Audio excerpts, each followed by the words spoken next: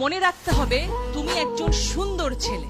ছেলেরা যখন মেয়েদের পিছে দৌড়ায় দুইটা জিনিস হয়, হয় হিরো হয় নাহলে ভিলেন হয়। তুমি কি হতে চাও? হিরো। ভিলেন হতে চাইলে কি হবে জানো? পিছে পিছে দৌড়াবা, ওই যে পুলিশ এসপি সে ধরে নিয়ে আবার একটু পেদানি দিবে, মেয়েকেও পাবা না, মাইরও খাবা। ভাই ভালোই তো বাসছিলে, তুই কি দোষ করলাম, তাই না? তার মানে দোষটা কোথায়? The way. তুমি রাস্তায় দাঁড়িয়ে শীষ বাজাবা, তুমি ভদ্র হয়ে দাঁড়াও, তুমি তাকায় দেখো, মেয়েটাকে তাকায় না দেখলে মেয়েটা কিন্তু হার্ট অ্যাটাক করে মরে যাবে, যে তাকাই না ছেলেরা আমার দিকে, ঘটনা কি? কিন্তু সেই দৃষ্টি থাকবে সৌজন্যমূলক, সুন্দর। সুতরাং ছেলে এবং মেয়ে মিলে সুন্দর পৃথিবী গড়তে হলে তোমাদের জানতে হবে ছেলে অনেক ভালো, মেয়েরা অনেক ভালো। সুতরাং দুজন মিলে একটা সুন্দর পৃথিবী হবে। নিজের শরীরকে যত্ন নিতে হবে দুটি কারণে।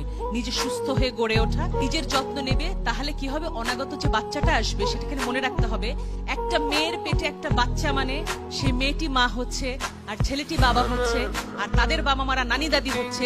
এটাই স্টোরি না, আসল গল্প হচ্ছে সেই শিশুটি বাংলাদেশের নাগরিক হয়ে জন্মাচ্ছে। আমার প্রশ্ন, কোন ছেলেটি একটা মেয়ের ওন্না ধরে টান দেয়? সে কি কোনো মায়ের পেট থেকে আসেনি? তাহলে কেমন মা তাকে শিক্ষা দিতে পারেনি? সেই মায়েরও আমি দোষ দেব যে তুমি যদি সন্তান পালন করতে না পারো, সন্তান তুমি নেবে না। প্রত্যেকটা বাচ্চা যখন সুন্দর হবে, অর্থাৎ প্রথমে আমাদের পুষ্টি নিশ্চিত করতে হবে। পুষ্টি নিশ্চিত করবার পরে কি হবে, আমাদের শারীরিক গঠন হবে, মানসিক গঠন হবে। লেখাপড়া শিখবো আমরা, আমাদের সন্তান যে আসবে সেও হবে সুস্বাস্থ্য বলিয়ান। আর বাংলাদেশ তখন কি হবে? পৃথিবীর 1 নাম্বার দেশ।